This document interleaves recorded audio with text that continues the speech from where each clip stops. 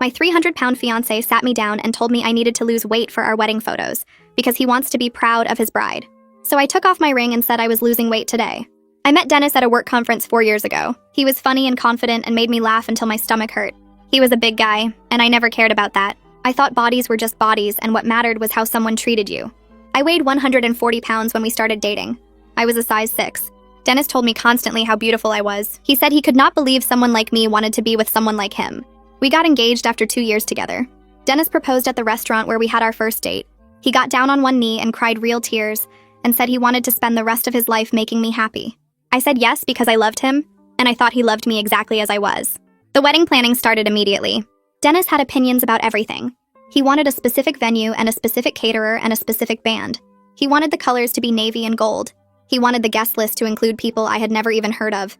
I let him make most of the decisions because he seemed so excited, and I wanted him to have the wedding of his dreams. Then we booked the photographer. Dennis spent 3 hours looking at different photography packages online. He studied sample wedding albums like he was preparing for an exam. He made spreadsheets comparing prices and styles and editing options. I thought it was sweet that he cared so much about capturing our special day. The night after we paid the deposit, Dennis sat me down at the kitchen table. He said he wanted to talk about something important. He said he had been thinking about the photos and how we would look in them. He said he wanted our wedding album to be something we could be proud of for the rest of our lives. I agreed.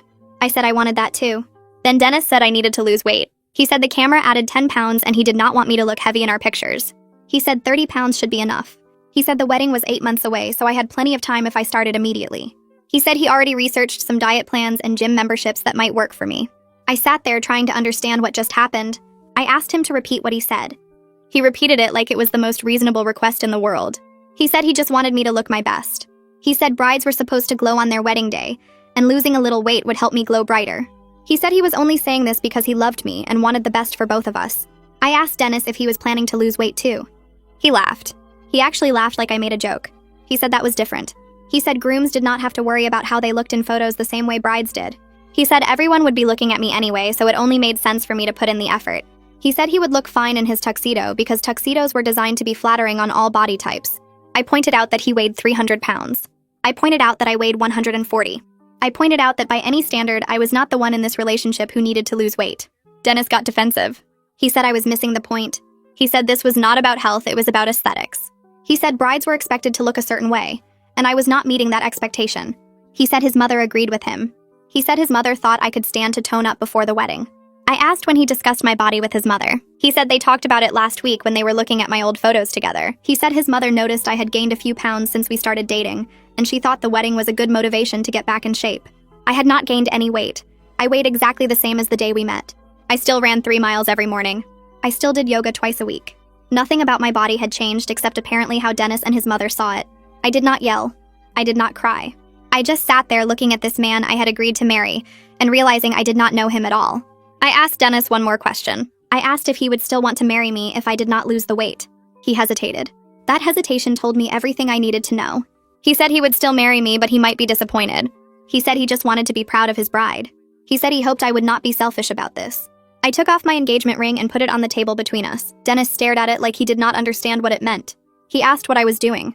I said I was losing weight. He looked confused. He asked how much. I said about 180 pounds. It took him a few seconds to realize I was talking about him. His eyes stayed on that ring like it was something he'd never seen before. The diamond caught the kitchen light and threw tiny rainbows across the table surface. I watched him process what I'd said, saw his face move through confusion, and then something that looked like panic. He opened his mouth twice before any sound came out. When he finally spoke, his voice had gone up half an octave, tight and sharp in a way I'd never heard from him before. He asked if I was being serious right now. I told him I had never been more serious about anything in my entire life. I needed him to leave our apartment tonight so I could think clearly without him sitting across from me trying to explain why asking me to lose 30 pounds was actually reasonable.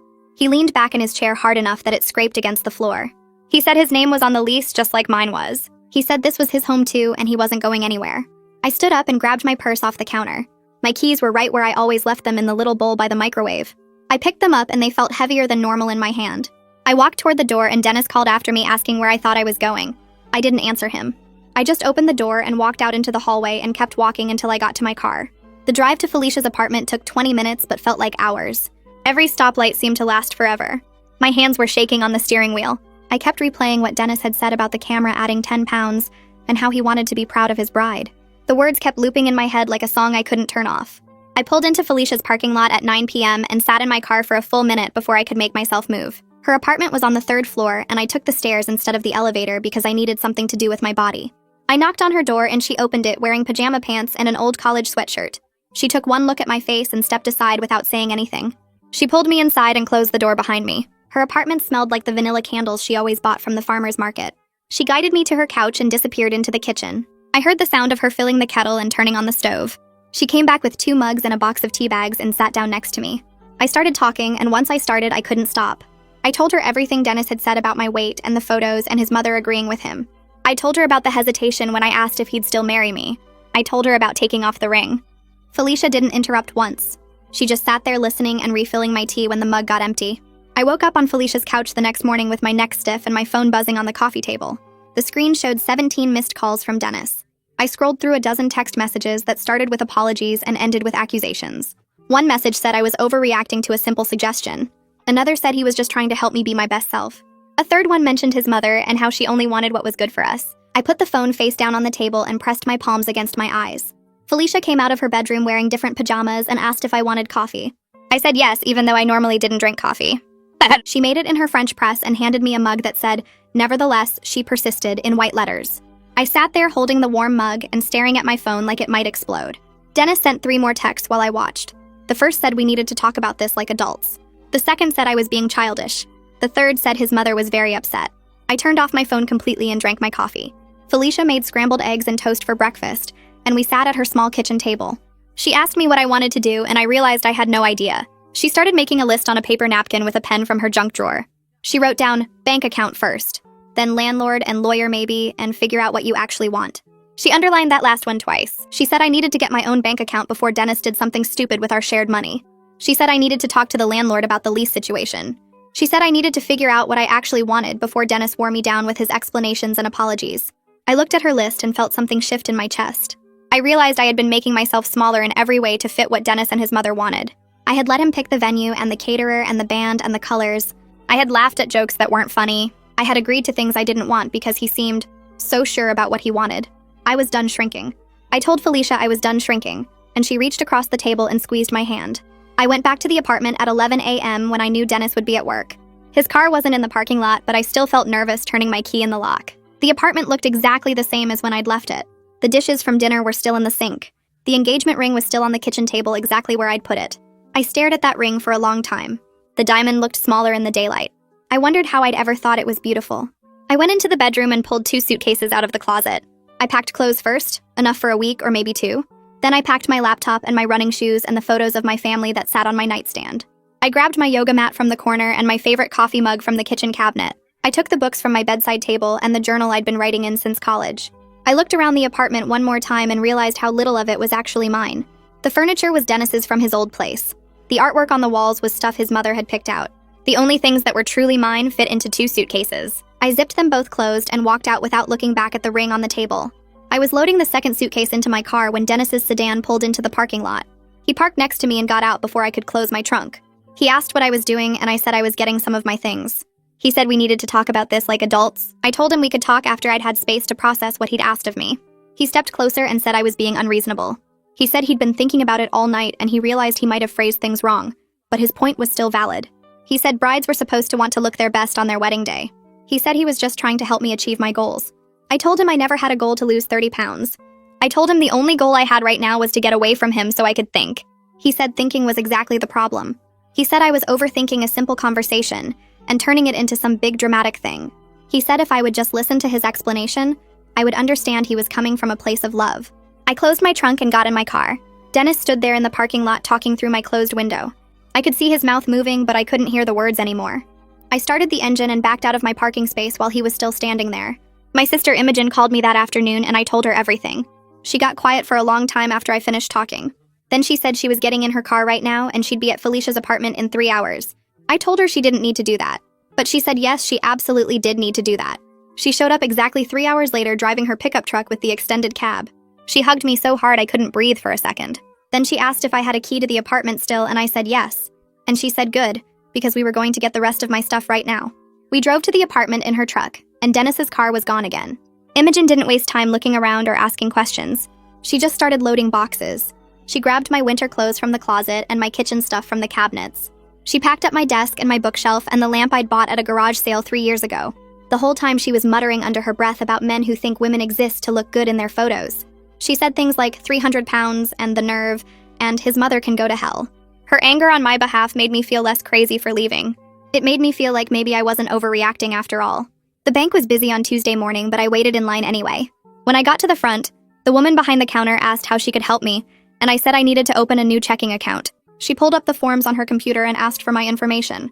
She didn't ask why I was opening a new account or where the money was coming from. She just processed the paperwork like it was the most normal thing in the world. I transferred half of our shared savings into my new account. The number on the screen was smaller than I wanted, but bigger than I'd feared. Signing those papers felt scary and right at the same time. The representative printed out my temporary checks and my new debit card and handed them across the counter. I walked out of the bank feeling like I'd just taken the first real step toward something. I didn't know what that something was yet, but it felt like independence. Dennis showed up at Felicia's apartment on Wednesday evening without calling first. I was sitting on her couch eating leftover Chinese food when I heard him knock.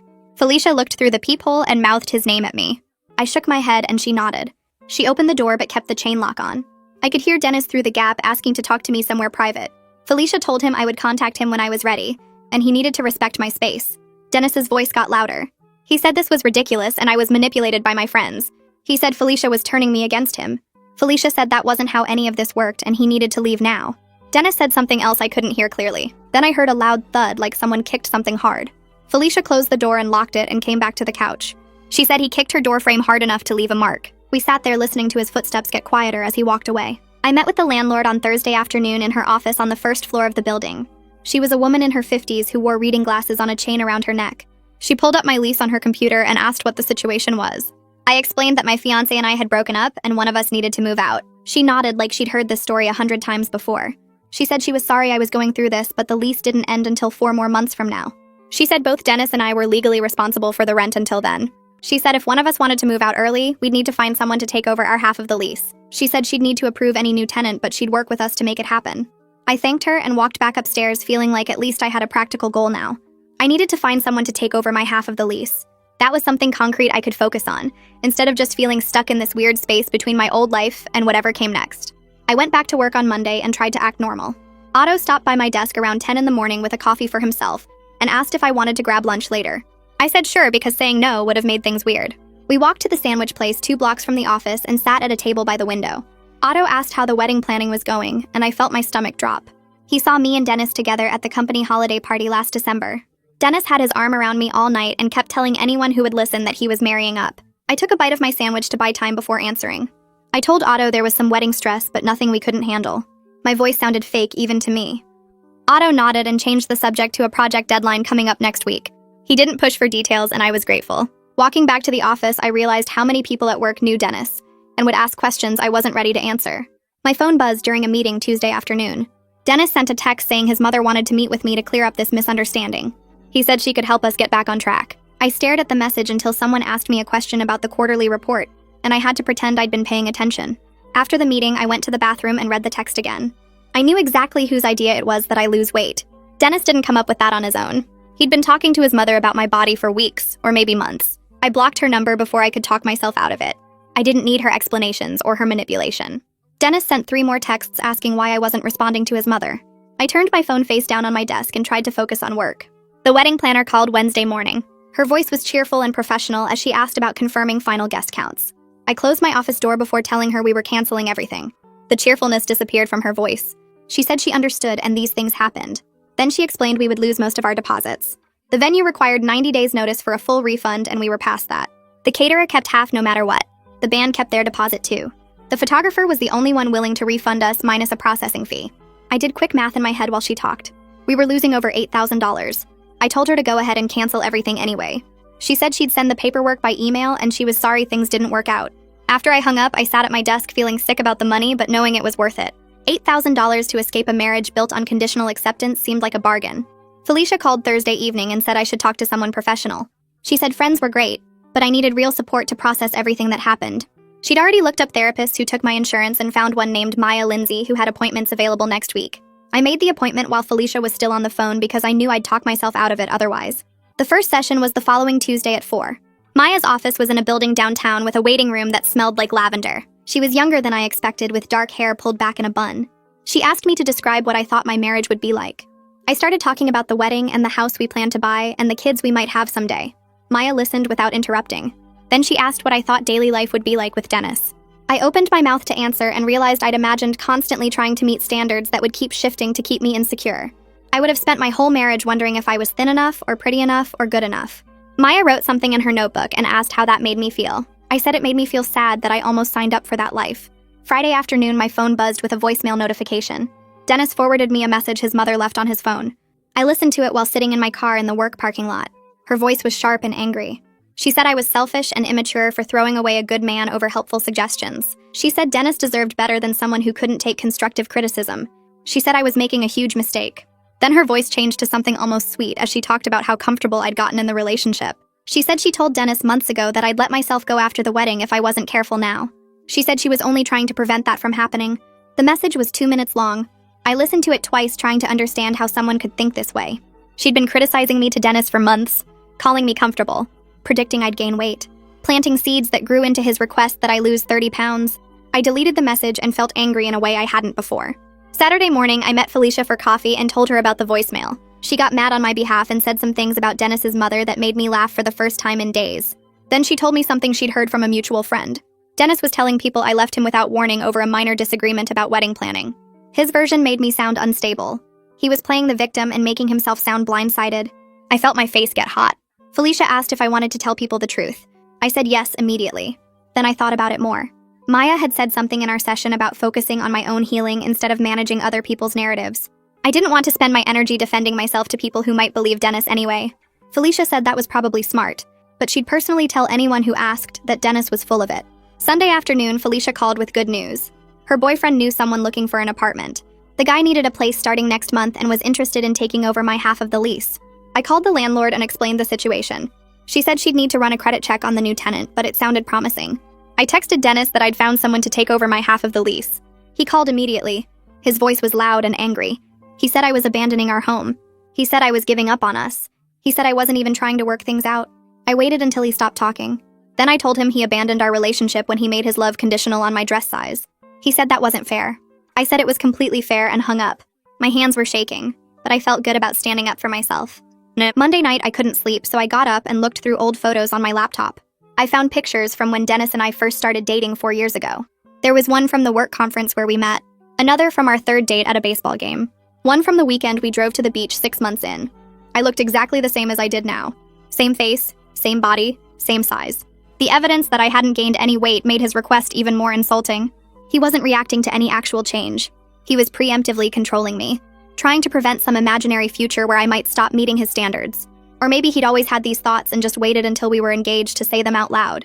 Either way, it proved I made the right choice. I closed my laptop and went back to bed and actually slept. Dennis texted Wednesday asking to meet for coffee to discuss dividing our things. I agreed to meet at a coffee shop near my office Thursday afternoon. He was already there when I arrived, sitting at a table in the back. He stood up when he saw me like he was going to hug me, but I sat down quickly. He sat back down and started talking immediately. He said he didn't mean it the way I took it. He said he was just nervous about the photos because weddings were expensive and he wanted everything perfect.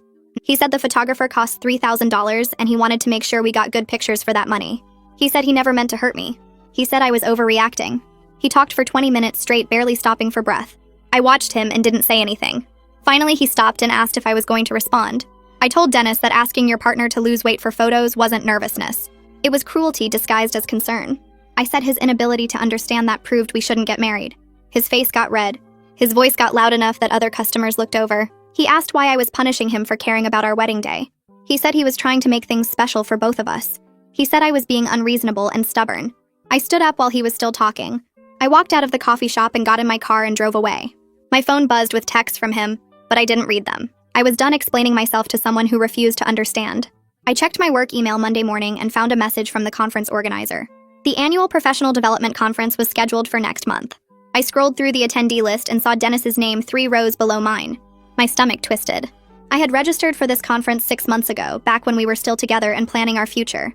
Now the idea of spending 3 days in the same hotel made me want to delete my registration entirely. I opened a new email to ask about being reassigned to a different session, but stopped halfway through typing. Dennis already took 4 years of my life and influenced every decision I made during that time.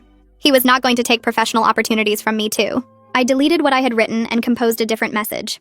I asked the organizer if Dennis and I could be placed in different workshop sessions since we worked in related departments, and it would be better for our company if we attended different tracks. The organizer responded within an hour saying she would make sure we had minimal overlap. I felt relieved and also proud that I had advocated for myself instead of just disappearing to make things easier. I had a therapy session with Maya that afternoon. She asked how I was handling the separation, and I told her about the conference situation. Then I mentioned something that had been bothering me. I said I kept thinking about the wedding planning and how Dennis made every single decision. Maya asked me to list what I had actually chosen for the wedding. I sat there trying to remember. The venue was his choice because he liked the architecture. The caterer was his choice because he wanted a specific menu. The band was his choice because he heard them at his cousin's wedding. The colors were his choice because navy and gold were his college colors. The guest list was mostly his family and coworkers. I had picked my dress, but even that decision happened with his mother present making comments about what would photograph well. Maya asked what I wanted for the wedding. I realized I had no idea. I never thought about it because Dennis seemed so excited about everything that I just went along with his plans. Maya pointed out that this was a pattern. She said Dennis made decisions for us without actually consulting me, and I accepted it because I thought that was what compromise looked like. But compromise meant both people had input. What we had was Dennis deciding and me agreeing, because disagreeing felt like being difficult. I left therapy feeling like someone had turned on a light in a room I had been sitting in for 4 years. I could finally see all the furniture I had been tripping over in the dark. Imogen called that night to say she found a studio apartment that was available immediately. She sent me photos, and the place was tiny. The kitchen was basically a hot plate and a mini fridge. The bathroom was so small you could sit on the toilet and wash your hands in the sink at the same time. The rent was $200 more than my half of the current apartment. But it was available now, and it was mine alone. I told Imogen I would take it. She picked me up Saturday morning with her truck, and we loaded my stuff. I did not have much because most of the furniture belonged to Dennis, or we had bought it together. I took my clothes and books and kitchen supplies and the small desk I had brought into the relationship. Imogen helped me carry everything up 3 flights of stairs because the building did not have an elevator. We spent the afternoon setting up my new space. I put my bed against the wall and my desk under the window. I hung my clothes in the closet that was barely big enough to be called a closet. Then Imogen and I went to the home goods store and I bought curtains. I stood in the curtain aisle looking at all the options. Beige, gray, white, navy. Then I saw bright yellow curtains with a pattern that looked like sunshine. Dennis would have hated them. His mother would have said they were too loud. I bought them immediately. Imogen helped me hang them, and when we finished, the whole apartment looked different. Brighter, happier. Mine. I looked around at this small, expensive space that I had chosen without considering anyone else's opinion, and felt something I had not felt in years. I felt free. I went grocery shopping Sunday afternoon at the store near my new apartment. I was reading labels in the pasta aisle when someone said my name. I looked up and saw Phineas pushing a cart toward me. He was Dennis's best man, or he was supposed to be before I canceled the wedding. He stopped his cart next to mine and asked how I was doing. I said I was fine and tried to move past him, but he stepped into my path. He said Dennis was really torn up about the breakup. He said his friend was not eating or sleeping and spent most of his time just sitting around looking miserable. He said maybe I should give Dennis another chance because everyone made mistakes and Dennis really loved me. I looked at Phineas and wondered what Dennis had told him about why we broke up. I asked Phineas if he knew what Dennis said to me. Phineas looked uncomfortable. He said Dennis mentioned something about wedding planning disagreements. I told Phineas that Dennis demanded I lose 30 pounds, so I would not look heavy in our wedding photos. Phineas's face changed. He said he did not know that. I said Dennis should be torn up about what he said to me, not about facing consequences for saying it. Phineas was quiet for a moment. Then he said he was sorry, and he did not realize that was what happened. He said if someone told him to lose weight for photos, he would have reacted the same way I did. I appreciated his honesty. I told him I needed to finish shopping, and he moved his cart out of my way. I met Felicia for coffee Tuesday morning before work. She looked at me with this expression I could not quite read. Then she said she heard something from another friend and wanted to tell me. She said Dennis's previous girlfriend also ended things suddenly. Nobody in their friend group knew why she left because she just stopped showing up to events, and Dennis said they grew apart. Felicia said she always thought it was weird how quickly that relationship ended. Now she wondered if Dennis did something similar to his ex. I went home that night and opened my laptop. I found Dennis's ex on social media after searching through his old photos. Her name was Rachel, and she lived 2 towns over. I looked at her profile for a long time, trying to decide if I should reach out. It felt strange to contact someone I did not know to ask about her relationship history. But I also wanted to know if Dennis had a pattern of this behavior, or if I was somehow special in bringing out this side of him. I sent her a message. I introduced myself and explained I had been engaged to Dennis until recently. I said I was reaching out because I heard their relationship ended suddenly, and I wondered if she would be willing to talk about her experience with him. I hit send before I could change my mind. Rachel responded the next day. She said she would be happy to meet and talk. We agreed to have lunch Saturday at a restaurant halfway between our towns. I got there first and sat at a table by the window. No, Rachel arrived 10 minutes later and I recognized her from her photos. She sat down across from me and we ordered food. Then she asked what happened between Dennis and me. I told her about the weight loss demand and his mother's involvement and how he laughed when I asked if he planned to lose weight too. Rachel nodded like none of this surprised her. She said Dennis pulled similar behavior with her. At first, he was wonderful and supportive. Then slowly he started making comments. He said her job was not prestigious enough and she should look for something better. He said her friends were holding her back from reaching her potential. He criticized how much time she spent with her family. Eventually, he started commenting on her appearance. He said she should wear more makeup. He said her clothes were too casual. He said she could stand to lose a few pounds and tone up. He always framed it as wanting her to be the best version of herself. Rachel said she tried for 6 months to become whatever version he wanted. She changed her hair and bought new clothes and joined a gym. But it was never enough.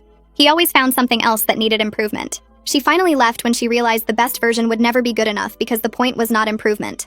The point was control. I drove home from lunch with Rachel feeling validated and sad at the same time. Validated because her story proved I was not crazy or oversensitive. Dennis had done this before. He had a pattern of criticizing women and disguising it as care. But I also felt sad that I wasted 4 years on someone whose behavior was so predictable. If I had known about Rachel earlier, maybe I would have seen the signs sooner. Maybe I would have left before we got engaged and planned a wedding and built a life together that I now had to dismantle piece by piece. I called Maya from my car and told her about meeting Rachel. Maya listened and then said something that shifted my perspective. She said recognizing the pattern now prevented me from wasting more years. She said some people stayed in relationships like this for decades because they never got confirmation that the problem was real. I had that confirmation. I had proof that leaving was the right choice.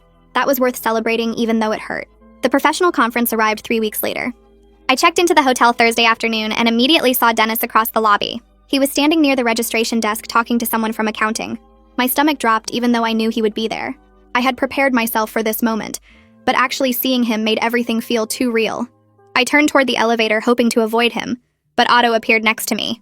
He worked in my department and we had talked a few times at company events. He asked if I wanted to grab coffee before the first session.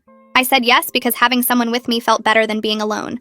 We went to the hotel coffee shop and Otto ordered us both lattes. He did not mention Dennis or ask about my personal life. He just talked about work projects and which conference sessions he planned to attend. His casual kindness helped me feel less alone.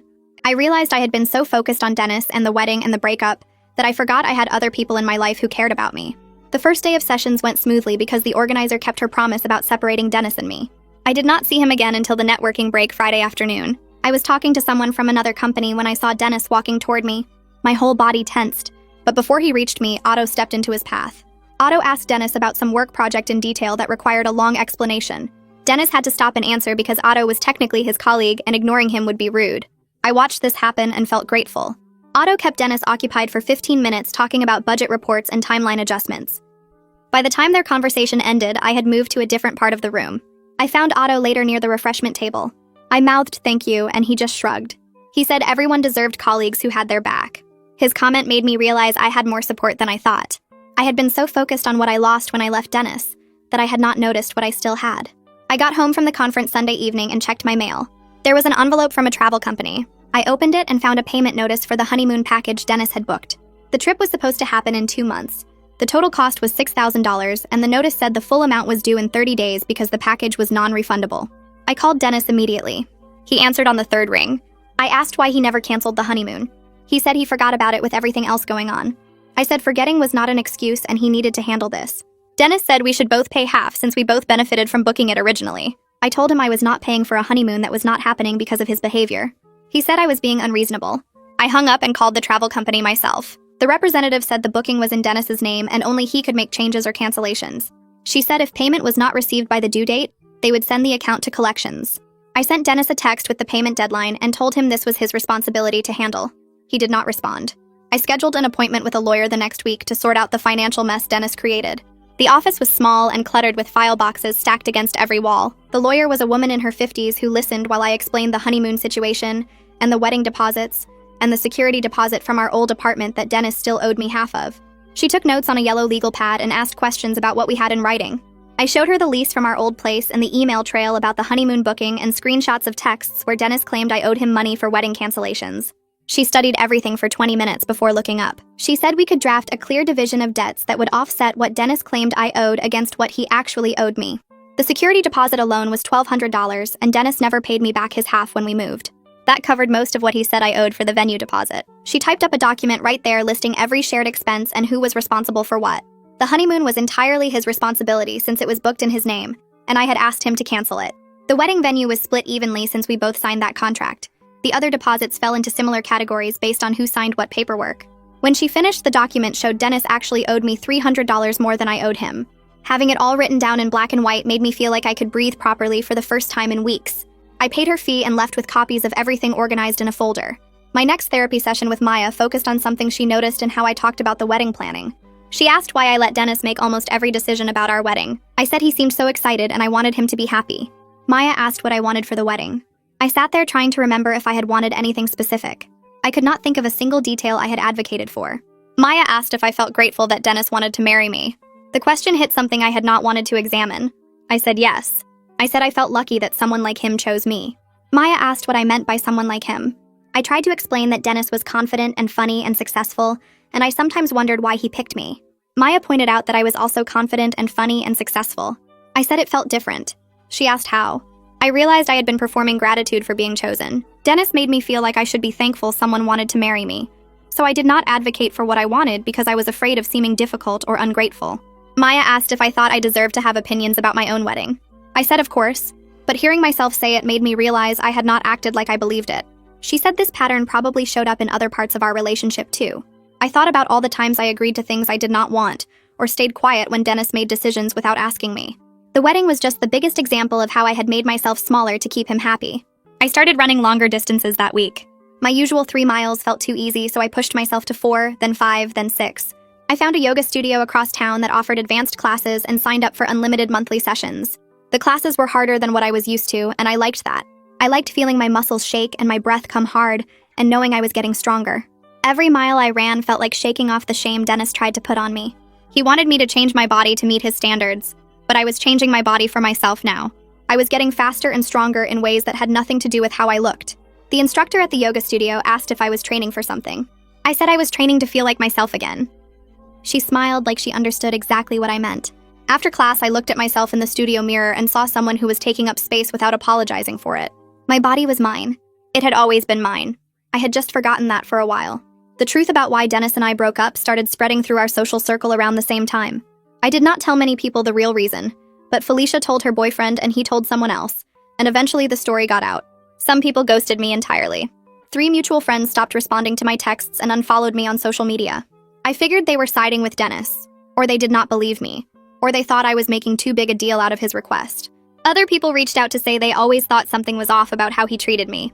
A woman from our book club sent me a long message saying she noticed Dennis often spoke over me in group settings, and she was glad I got away from him. A guy we knew from the gym said Dennis made comments about other women's bodies when I was not around, and it always made him uncomfortable. Each message revealed things people saw that I had explained away to myself. I felt stupid for not noticing and grateful that other people had been paying attention even when I was not. I met 3 friends for coffee 2 weeks later at a place downtown. These were people I had known since college, and I trusted them to be honest with me. We ordered drinks and sat at a corner table, and I asked them directly if they ever noticed Dennis saying anything weird about my appearance. They looked at each other before anyone answered. Finally, one of them said yes. She said Dennis made small critical comments about my appearance disguised as jokes. He would say things like I should try a new hairstyle or ask if I was really going to eat dessert, or mention that certain colors were not flattering on me. She said they all laughed uncomfortably at the time because they did not know what else to do. Another friend said Dennis once commented that I was lucky to have him because most guys his age wanted someone younger and thinner. She said she almost said something, but she was afraid of causing drama. The third friend admitted she thought about pulling me aside several times, but she did not know how to bring it up without sounding like she was interfering. I sat there realizing the red flags were visible to others even when I was explaining them away to myself. They apologized for not saying anything sooner. I told them it was not their fault. I was the one who needed to see it, and I finally did. Dennis sent me a long email 3 days after that coffee meeting. The subject line said, "We need to talk." The email was 12 paragraphs detailing everything he did right in our relationship, and how I was throwing it away over one mistake. He listed all the nice things he did for me over 4 years. He reminded me about the time he drove 6 hours to pick me up when my car broke down. He brought up the surprise birthday party he threw for me 2 years ago. He mentioned every gift he bought and every vacation we took and every time he supported me through something difficult. He said he made one comment about wanting me to look my best for our wedding, and I was using it to destroy everything we built together. He said I was being unfair and unreasonable and selfish. He said if I really loved him, I would forgive this one mistake and come back to him. I read the email 3 times. I drafted a response explaining why his request was not just one mistake, but a symptom of how he saw me. I deleted it and wrote a different response focusing on the pattern of control throughout our relationship. I deleted that too and wrote a third version that was just 2 sentences saying I was not coming back and he needed to respect my decision. I was about to send it when I called Maya instead. She asked me to read her the email. When I finished, she was quiet for a minute. Then she said his email was manipulation designed to make me doubt my decision. She said he was rewriting history to make himself the victim. She said the clearest boundary I could set was silence. She said not responding at all would show him I was done engaging with his version of reality. I thanked her and deleted all 3 drafts without sending any of them. A letter arrived at my new apartment a week later. I did not recognize the handwriting on the envelope. Inside was 3 pages of stationery with flowers printed around the borders. The letter was from Blythe. She somehow got my new address even though I had not given it to her. The letter said I was breaking her son's heart and ruining his life. She said Dennis was a good man who deserved a wife who appreciated him. She said I was being cruel by refusing to work things out over such a small issue. She said women should be grateful for male attention and willing to maintain themselves to keep it.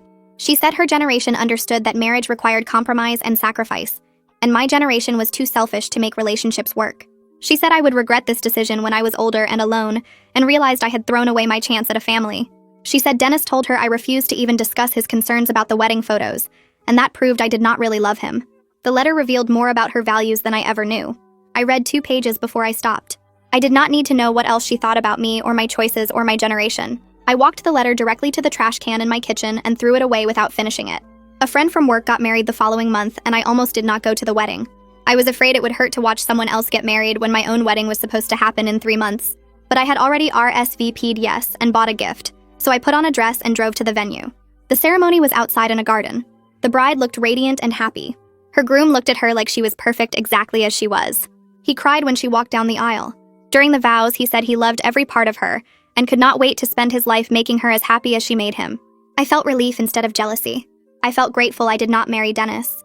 I felt certain I made the right choice. At the reception, I danced with other guests and ate cake and celebrated love that looked like what love should be. When I drove home that night, I felt surprisingly okay. Otto asked me to grab lunch the next week. We went to a sandwich shop near the office and sat outside even though it was getting cold. He said he wanted to tell me something. He said he went through a similar situation with an ex who constantly criticized him. She told him he needed to dress better and work out more and be more social. She said she was just trying to help him improve himself. He said it took him 2 years to rebuild his confidence after that relationship. He said he still sometimes heard her voice in his head, telling him he was not good enough. Sharing our experiences helped me feel less isolated in what I was going through.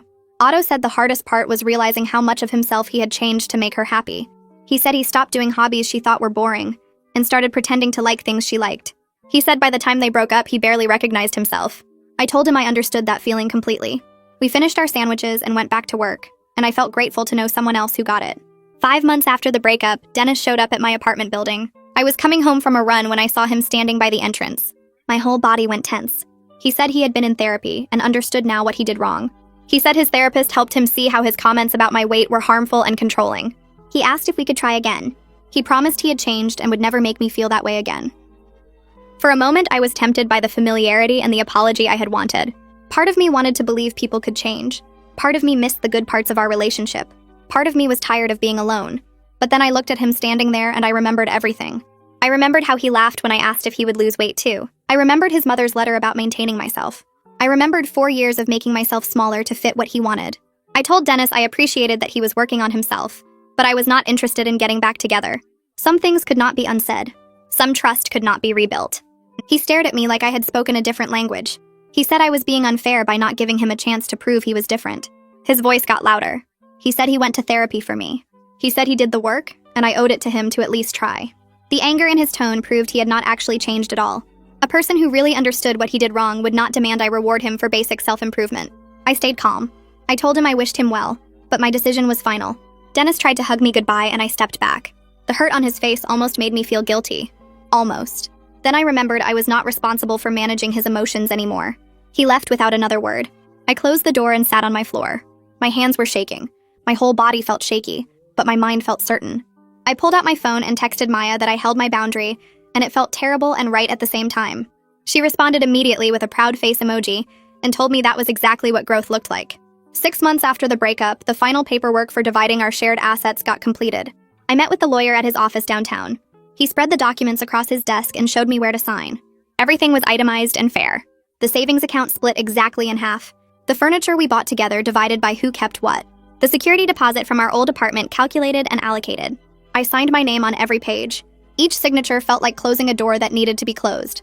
I walked out of that office officially financially independent from Dennis. I had less money than I would have if we stayed together. Our combined incomes had made life easier in practical ways, but I had more peace than I had in years. The trade was worth it. I drove home and transferred my half of the savings into my personal account. Watching that number appear in my balance made something inside me settle. I was building my own life now. The promotion came through 3 weeks later. My manager called me into her office and told me the directors were impressed with my work at the conference. They created a new position and wanted me to fill it. The raise was significant enough that I could afford a better apartment or start saving for things I actually wanted. I accepted immediately. That night, I celebrated with Felicia and Imogen at our favorite restaurant. We ordered appetizers and dessert and split a bottle of wine. Felicia kept saying she knew I would get it. Imogen raised her glass and said she was proud of me. Otto stopped by my desk the next morning to congratulate me. He mentioned he put in a good word with management. He said my work during the conference impressed several directors, and they asked him about me specifically. I thanked him for believing in me. I realized I was building a professional reputation that had nothing to do with any relationship. My career was mine. My success was mine. Nobody could take that away. I used some of the money I would have spent on the wedding to book a solo vacation. 1 week in Colorado hiking and reading and eating whatever I wanted. I had never traveled alone before. Dennis always wanted to go places together, and his idea of vacation involved tours and schedules and restaurant reservations made weeks in advance.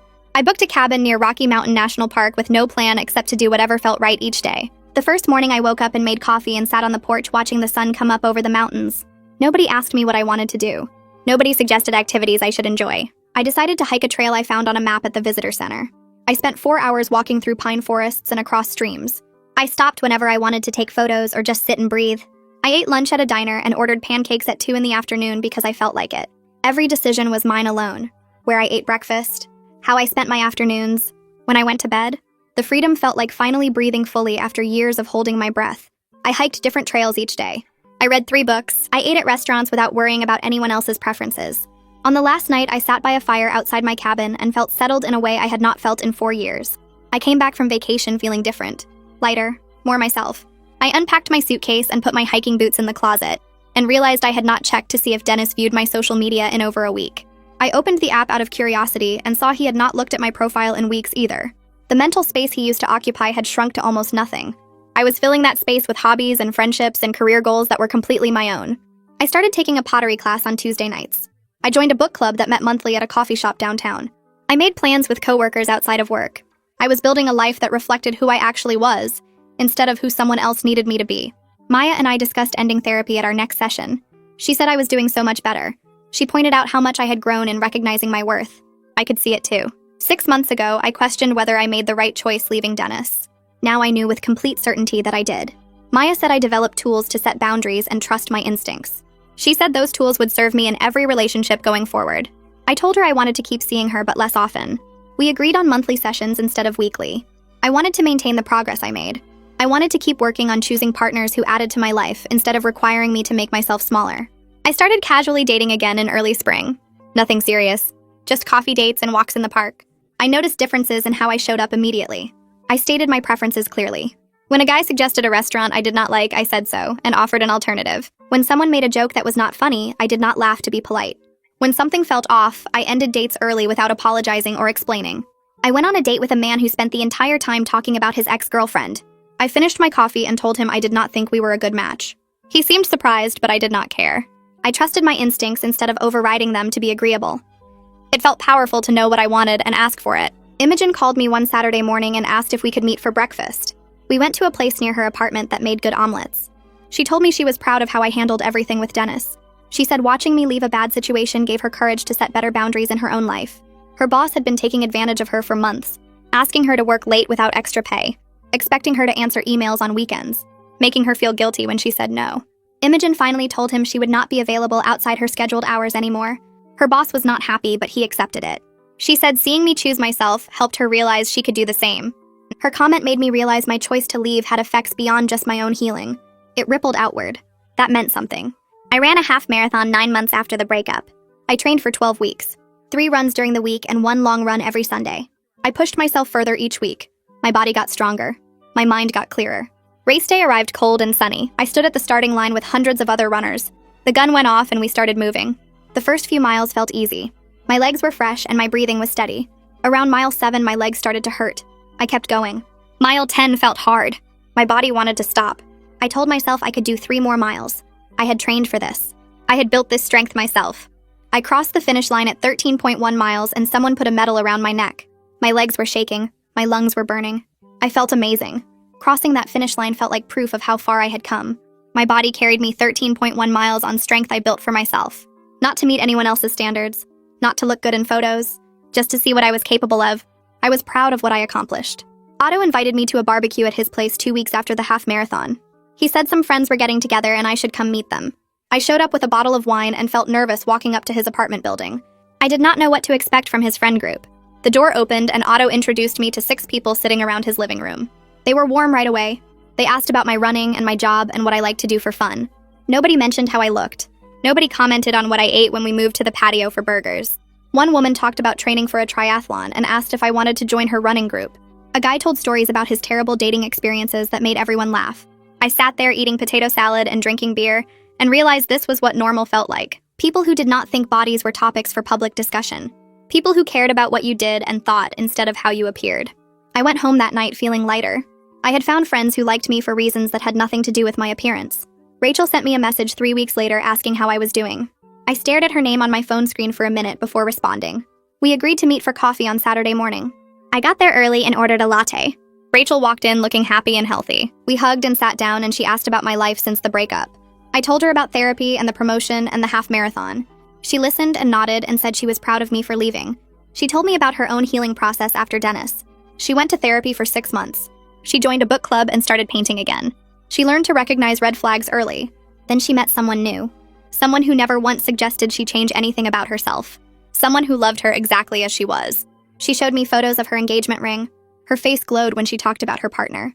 She said finding someone who celebrated her instead of critiquing her taught her what love should feel like. Her happiness gave me hope. If she could heal and find someone better, then maybe I could too. I moved into a larger 1-bedroom apartment in early summer. The promotion salary meant I could afford more space and a better neighborhood. I spent 2 weeks decorating it exactly how I wanted.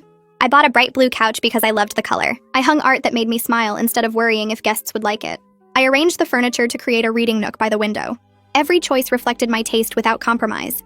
I did not have to consider what Dennis would think or what his mother would approve of. The apartment was mine alone. Coming home after work felt like returning to myself. I would unlock the door and see my yellow curtains and blue couch and feel proud of the space I created. This was what independence looked like. Dennis sent a text 10 months after the breakup. I saw his name on my phone and my stomach dropped for just a second. The message said he was dating someone new. He hoped we could be friendly if we ran into each other. He wanted things to be comfortable between us. I read it twice and felt nothing. No anger, no sadness, just a mild sense of closure. I typed a polite response saying I wished him well and preferred to keep our interactions professional only. Then I deleted his number from my phone. I did not need that door even slightly open anymore. Whatever we had was finished. I was building something new. Felicia's birthday party happened on a warm Saturday in June. She rented a rooftop space downtown and invited 40 people. I showed up wearing a dress I bought specifically because I loved it. I walked in and saw friends from different parts of my life mixing together. Otto was there talking to Imogen. Some people from my running group stood by the bar. I grabbed a drink and joined conversations and laughed at jokes and made plans for dinner next week. Halfway through the party, I realized something. I was genuinely happy. Not just okay or healing, but actually happy with my life. I was not thinking about what I lost. I was only thinking about what I was building. The realization made me smile so wide that Felicia asked what was so funny. I told her I was just happy. She hugged me and said she could tell. Maya and I had our last regular session in July. She asked what I learned from this experience. I thought about it for a minute before answering. I told her I learned that love should not require me to change my body or make my voice smaller. The right person would celebrate who I am instead of critiquing who I am not. I learned that I am worth that kind of love. I learned to trust my instincts when something feels wrong. I learned that leaving a bad situation takes courage, but staying in one takes even more. Maya smiled and said I had done important work. She said I could call her if I ever needed support, but she thought I had the tools to handle whatever came next. I left her office feeling ready. I looked at old photos from my relationship with Dennis one night in August. I scrolled through pictures on my phone showing us at restaurants and parks and parties. I expected to feel sad, but instead I felt grateful. Grateful I discovered his conditional love before we got married. Grateful I had the courage to leave when I saw who he really was. Grateful for the year of growth that taught me to value myself. Those 4 years were not wasted. They taught me what I did not want. They showed me the difference between someone who loves you and someone who loves the idea of controlling you. I closed the photo app and deleted the album. I did not need to look back anymore. I met someone new at a dinner party in September. My friend from the running group invited me to her place for food and games. I walked in and saw a guy I did not know helping in the kitchen. My friend introduced us. He asked about my running when we sat down for dinner. He seemed genuinely interested in my half-marathon training. We talked for 2 hours about books and travel and our careers. He told me about his job and his family and his plans to hike the Appalachian Trail someday. He did not mention my appearance once. The conversation felt easy and equal in a way I had forgotten was possible. When the party ended, he asked for my number. I gave it to him, feeling curious about where this might go. He texted 3 days later asking me to dinner. I stared at the message, feeling excited and nervous, but not afraid. I knew what red flags looked like now. I trusted myself to walk away if I saw them.